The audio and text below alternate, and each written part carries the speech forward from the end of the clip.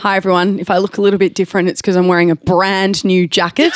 That is the most capital J jacket that one could ever wear. It's so vibey. It's a bit of you. It's a bit of the Mars really bar gorgeous. jacket. I look like a cow. I want one that's flipped where the prominent colour is brown. I understand. And then we could be matching. I understand the inverse. That's what I want. Hello over there, Mr. Footy Man. Hello, mate. How are you? I'm good. How are you, Paddy? Great jacket. And Thank you very much. for the lovely people that are viewing on YouTube, they can see that you're in the jungle right now.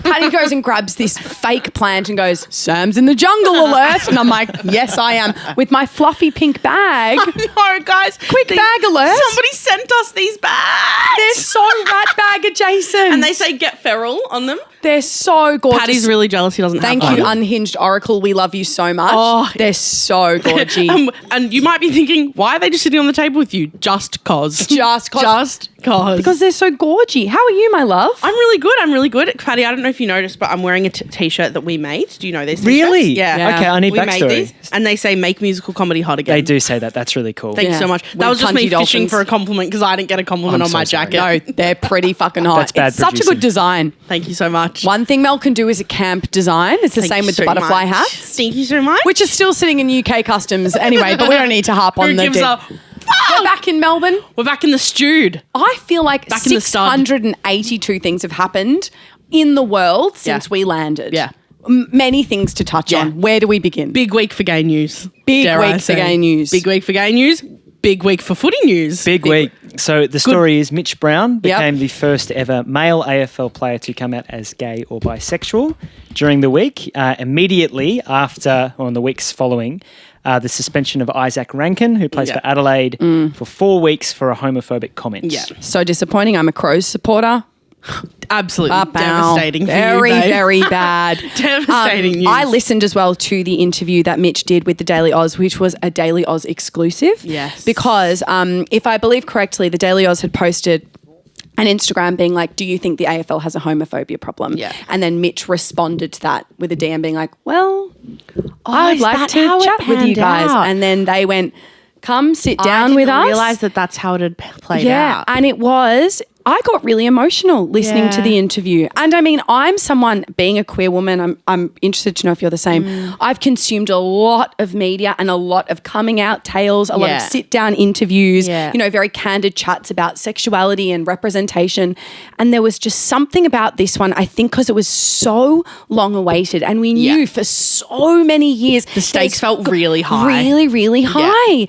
And so when it happened, I just, I found myself quite taken back listening to him speak so candidly about just how fucking horrible the environment would have been for him back in the day. He played around 06, am I right? Yeah, he would have played across the late noughties and then through the early 10s for West Coast in WA for the Eagles, for those who don't follow football. And I reckon he would have played, off the top of my head, maybe slightly under 100 games, but he played a lot of Australian rules football and then he retired before he turned 30, which is, if you are, I think, a consistent appearing footballer in the AFL, retiring at 28's fairly early. And something has probably happened to make you retire. And he did reference homophobia as part of the reason why he exited the game. Yeah. I think as well, we can all be in agreement that the thing that's wild about it is it feels like every other major sport in Australia, obviously AFL is massive, but like there are a number of out gay soccer players, a number of out gay NRL and rugby players. Like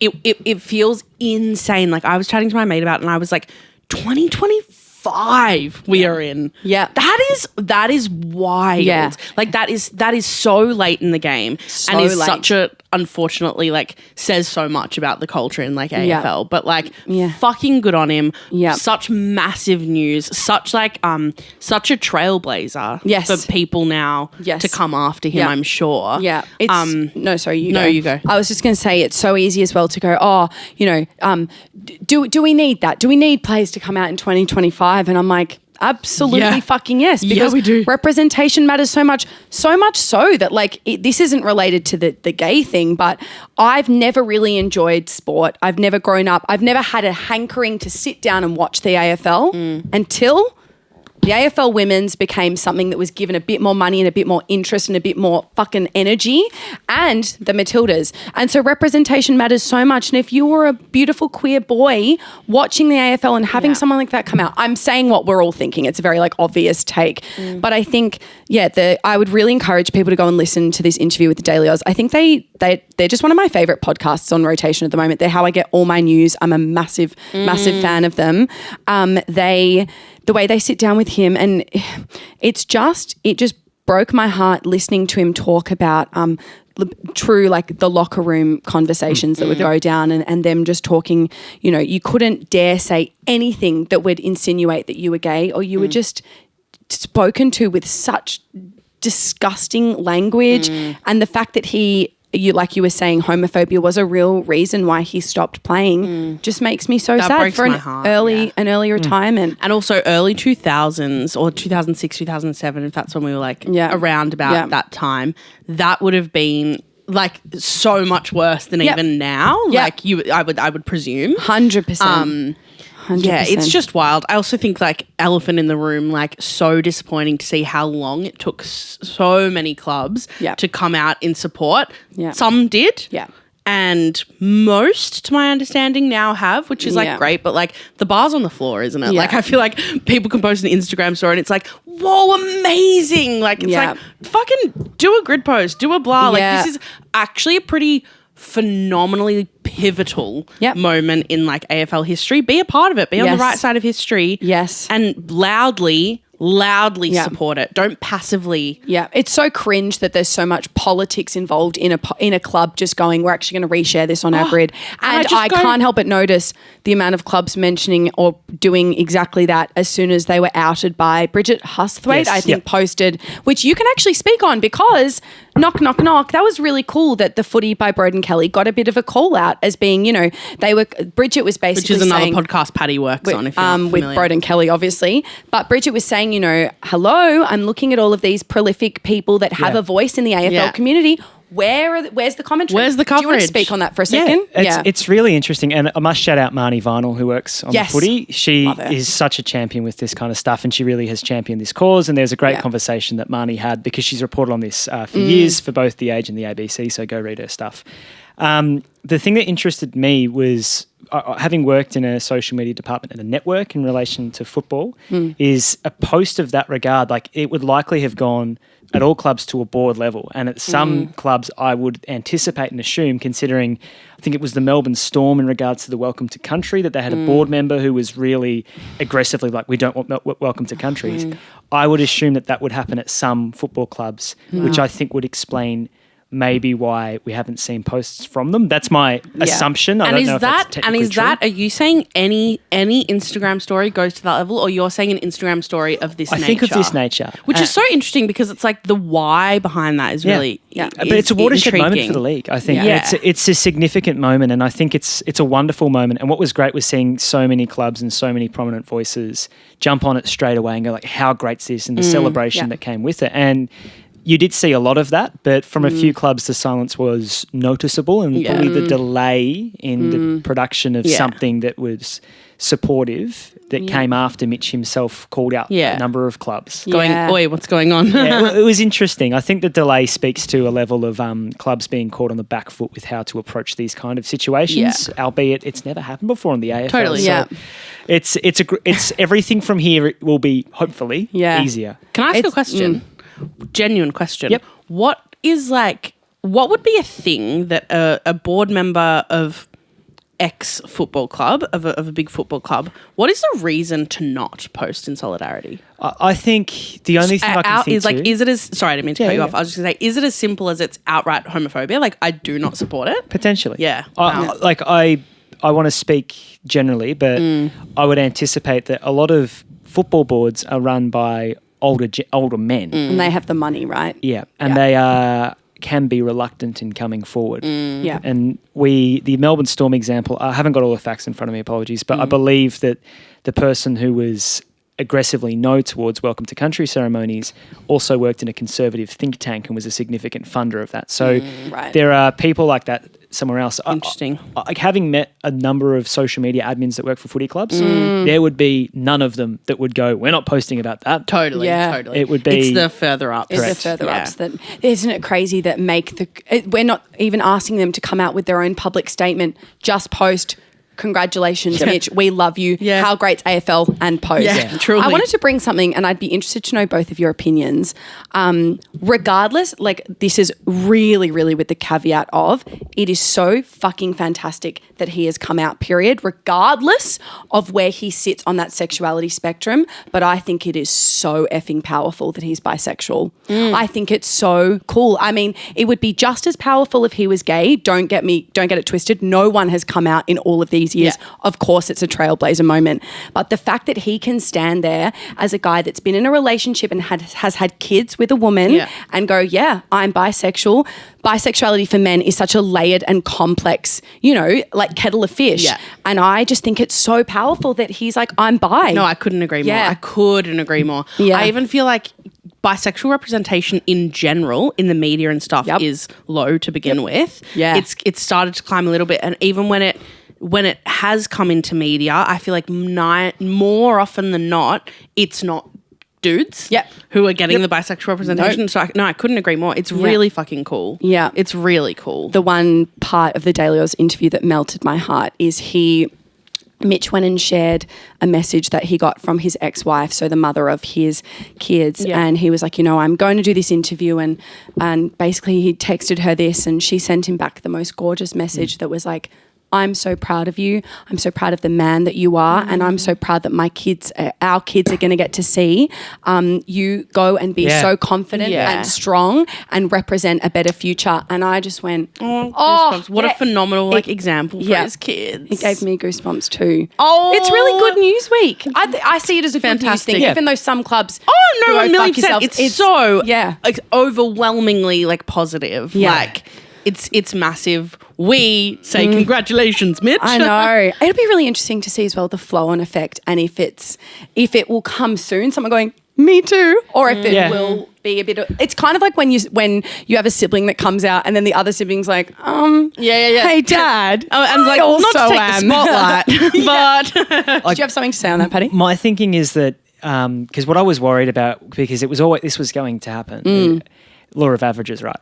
But the element that Mitch is no longer playing, I think, is also helpful because unfortunately, because of the way social media is and the way that some, I think, Australians unfortunately approach this, is that had Mitch been playing and, I don't know, had he made a mistake on field, as many of them do, like it would be quite intense. So I think the ability for him to be able to be a trailblazer and for there not to be as much, I don't know if spotlight's the right word, but week to week, 24/7 news cycle, it can just be there and the example can be followed. Yeah. Which hopefully makes it easier, like progressively easier for players to come out, both former players and players who are currently in the game, and they can feel confident to do that. Yeah. Unfortunately, we are so a long way behind in men's football. Yeah. Women's football does this so well. Men's football does not. Yeah. And it's so interesting that I hadn't even made that connection. It seems so simple, obviously, but that women's football, they're all like, I'm as gay as a Sunday morning, and it's like hell yeah, go play the game. Like it's such a non-issue. Yeah. Yeah, it's wild how world's part that is. And then you have some clubs that are like, I don't know if I can post an Instagram story. It's interesting. It was so interesting to me to see the particular clubs, and the GWS Giants were one that jumped on it straight away, and they're quite a new club. They're quite young, and the person who runs their social media is wonderful at his job, and clearly was like, they were so ready for that moment and they nailed it. And then there were some clubs, like I'm a Richmond supporter, and I think it was indicative to me that it took 3 or 4 days, and then there was a post that came up afterwards, and I was like, I wonder what the delay was. That's my What's board going on in theories those there. 103 hours? Yeah. It's the higher ups that are 80 years old taking 2 days to get to the fucking border and to go, right, right. How do we feel about you're 2 days late, Gary? It's remarkable. The right? news cycle moves quickly, Gary. Get in your Honda Jazz and get there. The meeting's scheduled Get in your for now, Armadale Gary. tractor. Get down the Eastern. What do we? Yeah. They post a Facebook status. It's like Facebook's dead, Gary. Get with the program, Gary. Get with the program, It's so Gary. interesting. Like, that club was so prepared and just instantly got around it in a way that felt so authentic. And then other clubs with this like carefully worded one tile thing, and I was like, okay, all right, cool. I feel like there's this really interesting thing that happens, and I've felt this in scenarios where like whether it's like chatting to maybe like family members who don't know a lot of queer people, or you have this thing that happens with people who don't know many queer people, which I feel like may be the case for some of these people on these boards and things, where it's literally like someone puts a bollard in front of their mouth and they go, and every sentence feels like it needs to be so perfectly crafted and curated. And I wonder if that's an element of it as well, of people going, I've got to have the perfect words to say I support you, and it's like, or you could just say, congrats, Mitch Brown, I support you. Hell yeah. I totally agree. Legend. The way we wait mean? with bated breath on social media for public statements and expect them to be some perfectly crafted this thing. pressure on public statements. It's really not that serious. No, Gary, just screenshot it and go, hell yeah. Hell yeah. Me saying to the AFL that's been around for fucking hundreds of years, just go, hell yeah, Gary. I think it's also worth noting that Mitch chose the Daily Oz to tell his story and not broadcast legacy media, not The Age, not the Herald Sun, not even the ABC.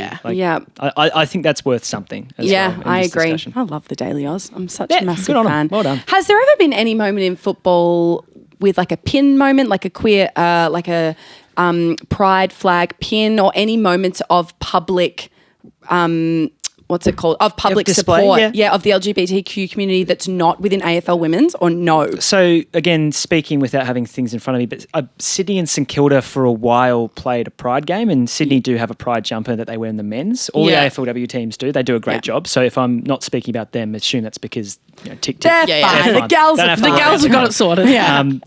So there was a pride game played between Sydney and St Kilda. I believe over time the amplification has been eroded a little bit. Sydney still, I think they've just started to bring back a pride jumper as part of that. Aside from that, pressing my mind, I don't think so as far as men go, but I will shout out if I remember something. There you go.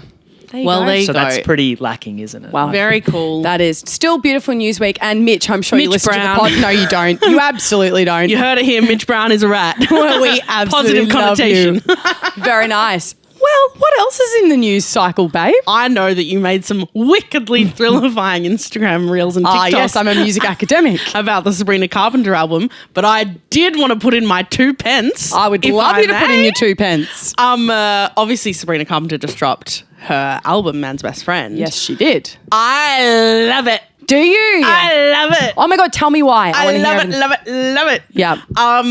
I just love it. I just love it. What are your favorite songs? Let me get my notes up. There was a lot that I agreed with you on. Yeah. Loved My Man on Willpower. Yeah. Love that melody. It sounds like it's from Hairspray, the musical. So of course you loved it. Love that melody. Yeah. Sugar Talking for me, that was a skip. Yeah, a massive skip. Boring. Mine a song. Boo. Yeah, skip. We almost broke up again last night. Her voice sounds divine. I agree. In that. Yeah. Like fucking divine. It sounds like the end of the We Almost Broke Up Again. That bit sounds like a Christmas carol. I was listening to that. I was like, holy shit. And I also had the random reminder that Sabrina Carpenter's been on Broadway. When? Did you know this? No. Oh, did you know this tale? So she was, Patty, as soon as we stopped talking about footy, back to the phone is perfect. Come on, Patty. Girl stuff. Switch on. Switch on. Me going, and so Sabrina Carpenter was actually on Broadway, and me looking over and seeing Patty on Candy Crush. Don't look over there. Candy Crush is brutal.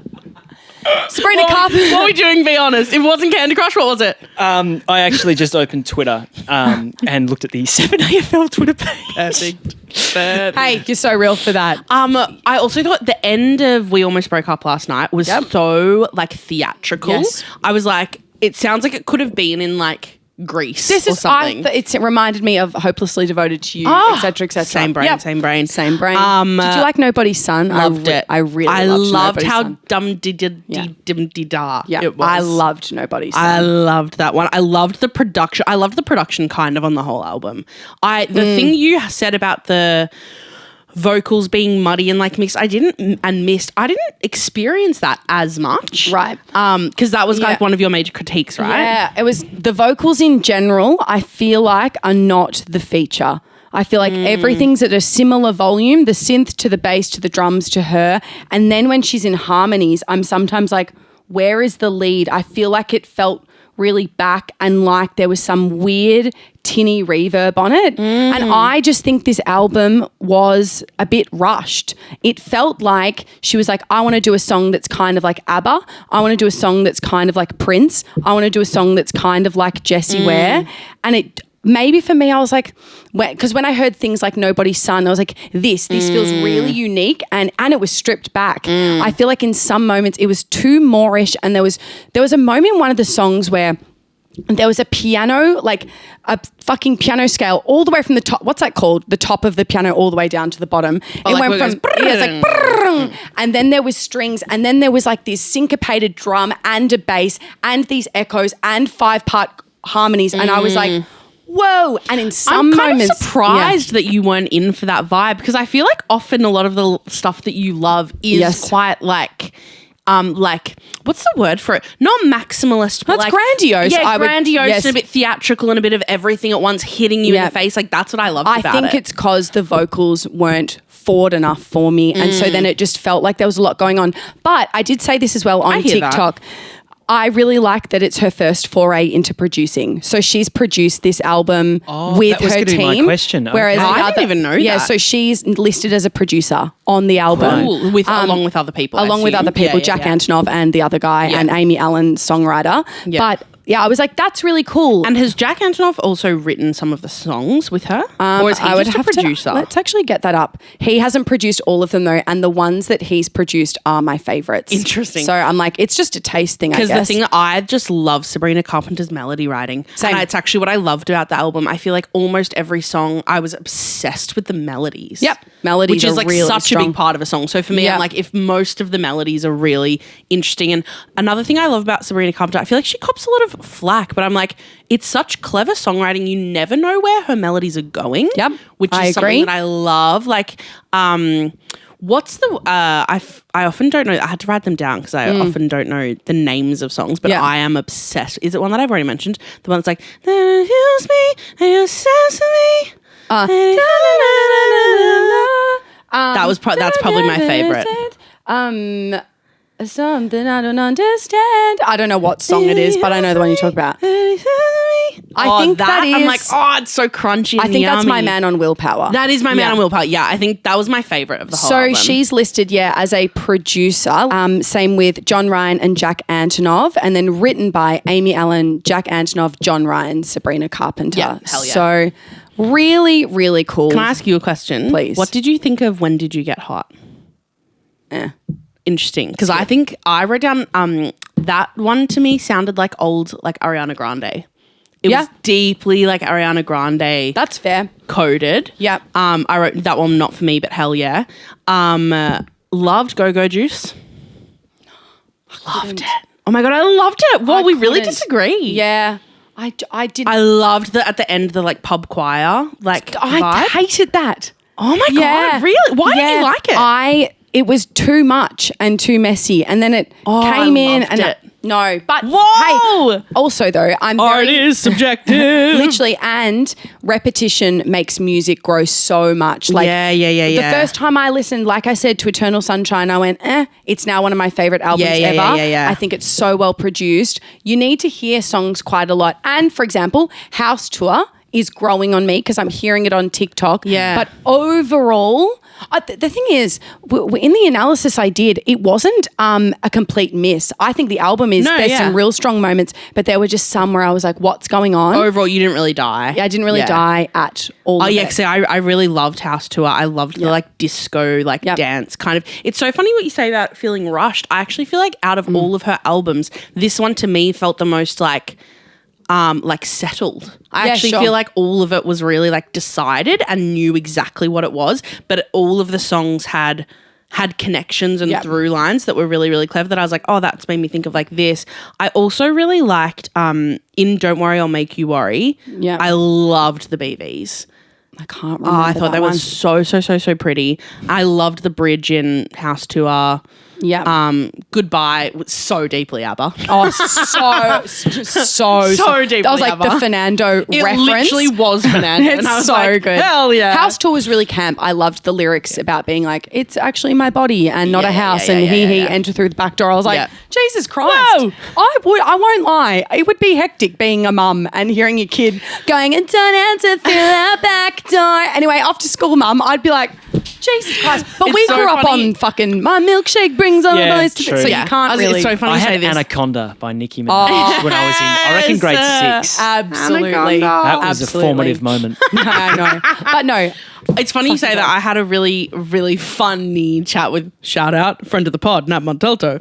A really, really funny chat with my friends on the weekend. And my mate was kind of saying, she was this exact thing of like, she was like, oh, I just think like, I think about like the kids listening to it, blah, blah, blah. And I was like, yes, but also exactly what you just said. I think about the stuff that we listen to and I'm like, I also think, I don't have a crazy like hot take about it, but I'm like, I think it's going to be everywhere always. And it's the classic thing of I'm like, she is choosing it. She is writing it. She is behind it. Yeah. And then she brought up the point of being like, yes, but she's also like a songwriting, money-making like product of a pop star, as all pop stars are. Yep. And we don't know like who's behind her being like, we should go down this route for your image. You should play a sexy little baby doll on stage. Like, you know, and I was like, I do hear that. I see both sides. I think I'm just like, I'm a bit of a stan. No. But I'm like, I love Sabrina. I fucking love Sabrina too. And when I saw her live, I was like, I'm fucking obsessed with she's such an influencer to me as well. Yeah. She wears a blush, I'm ordering the blush. Totally. She wears a perfume, I'm ordering the perfume. I watch every interview she does. Yeah.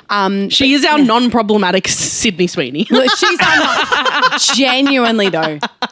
Now Sydney Sweeney's apparently she's Sabrina Carpenter belongs to the gays and the lefts. I'm still waiting. I'm like, is she bi? I feel like because she kissed Sabrina Carpenter. Yeah. I think she's deeply straight. Oh. And actually, like, wait, who did she kiss? Jenna thingamajig, but in that music Ortega. video. Jenna Ortega. Oh. But it was like in a music video, and I'm like, I don't know. She's very male gazy. I'm like, you know what? Hell yeah. And also, just back really quickly on the thing about kids listening to sexualized lyrics, I also feel like unless you're old enough, they're just kind of Simlish and you don't really understand them. Yeah. Like, I remember being like on my way to not calisthenics, but the equivalent, being like, because I may be bad, but I'm perfectly good, and not actually understanding at all what I'm singing Candy Shop by 50 Cent. Being like, I'll take you to the That's probably about Whiz Fizz. I'll let you like the lollipop. How good are Chopper Chops? I'm like, Jesus Christ. That's the takeaway from that song. It's so true. But hey, really Sabrina, if you're listening, congratulations on the album. I love that. What was going on with the reverb? What was going on with the reverb? What was going on with that? Wait, we have to do such a shout out. Sam and I are talking in this voice because we saw a show in Edinburgh by someone who we are obsessed with. Don't worry, guys, Edinburgh Talk's almost over. Dylan Adler. If you're listening, we fell in love with this man. He was before us in our space at Edinburgh, and he had the funniest musical comedy show, and he had this one bit in his show where he was talking about being an Asian top, as he is an Asian top, and it was just this perfect 40 seconds that Sam and I cannot stop quoting.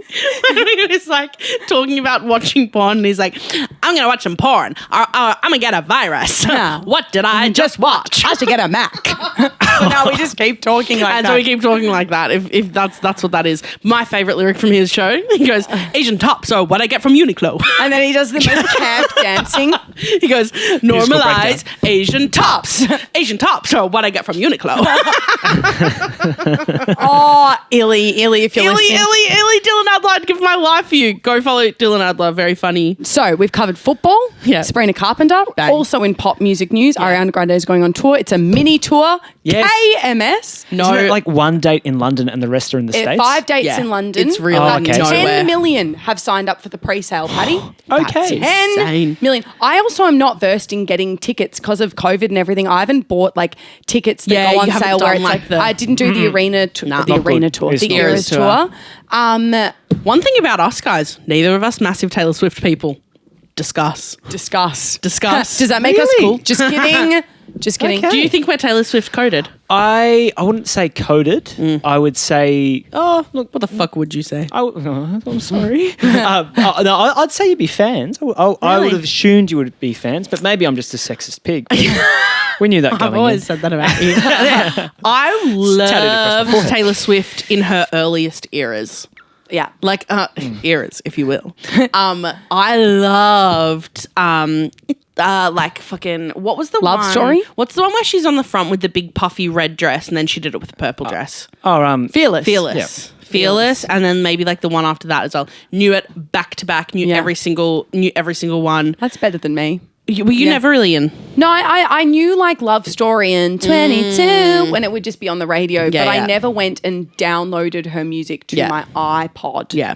That kind It of ain't vibe. for me, babes. I do think a lot of Taylor Swift hate is misogyny. Yeah. Yes. However, she is also such an amoral person in a lot of ways. And she is the most famous woman on the planet. Yeah. Like her impact is insane. It's insane. It's absolutely insane. She got engaged. So much has happened. Engaged. So much has happened.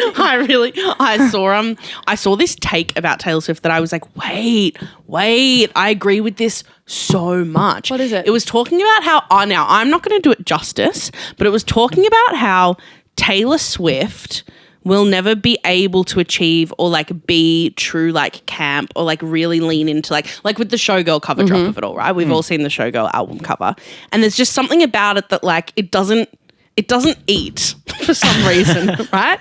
And it's kind of like in this intangible way. Yeah. And then this person on TikTok goes, I've got it. It's because she always wears her Taylor Swift makeup that is the red lip and the eye. A take on this, and, yes. Okay, great. She goes, she never like leans in enough to like an aesthetic or a thing. It's like, if you're going to do a Showgirl thing, do a Showgirl thing where she's like, otherwise, she's like, Taylor Swift just always looks like Taylor Swift in a costume. Yes. Rather than fully embedded into like a world and a thing. And I was like, that's so true. Yeah. I have a hot take on Taylor Swift. I think taste is a wild thing. And I think Taylor Swift's style and the way that she styled or the way that she styles herself is quite millennial leaning in a really beautiful way. And takes one to know one, babe. Takes one to know one, hashtag wicked sister. But she is the gorgeous girl in like the mustard linen floor length dress and like you said, the red lip and the winged liner. And I feel like she doesn't try, which I kind of respect. I really respect to be modern. Yeah. She's never trying to, and there's nothing wrong with dressing younger or, you know, with celebrities and especially fucking female pop stars constantly have to reinvent themselves. Yeah. And she's proved that she absolutely can with like her Reputation era and all of the different eras that she has an eras tour. But I think that's also part of it. I think taste-wise and the way that what she finds cool, like me not knowing her personally, but when it comes to like I colours. have to stop dropping that. Sorry. You're so fine. When it comes to like colours and shapes and textures and styles, I think what she probably likes and the team around her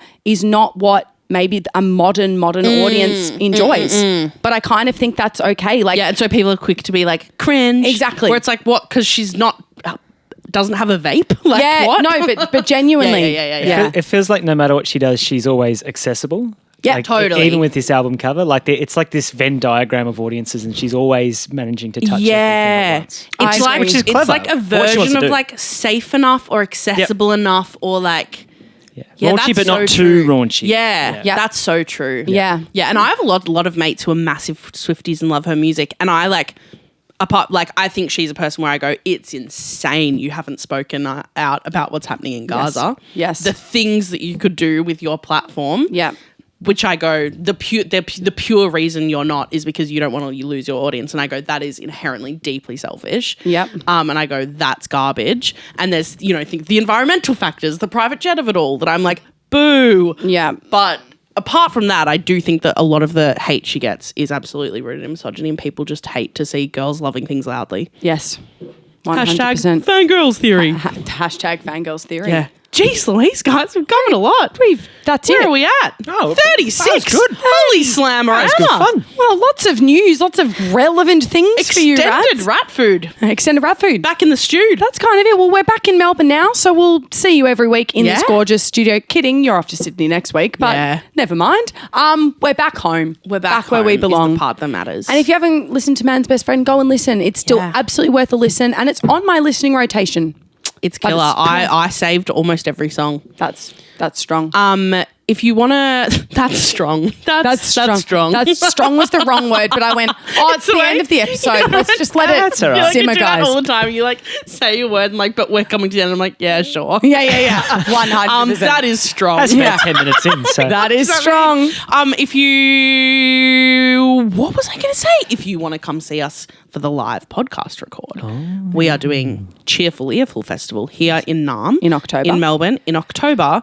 Come and buy tickets. We're going to pop the link down below. It's going to be a really, really, really fun day. I saw you taking photos for it. It was cool. It was exciting. Yeah, we're very keen. We're very keen. So come say hey. And if you want to send us cunty bags in the mail, our address is that I would consider strong AF. All right, everyone. Au revoir. au revoir. Bye. Bye. This is a Grouse House podcast.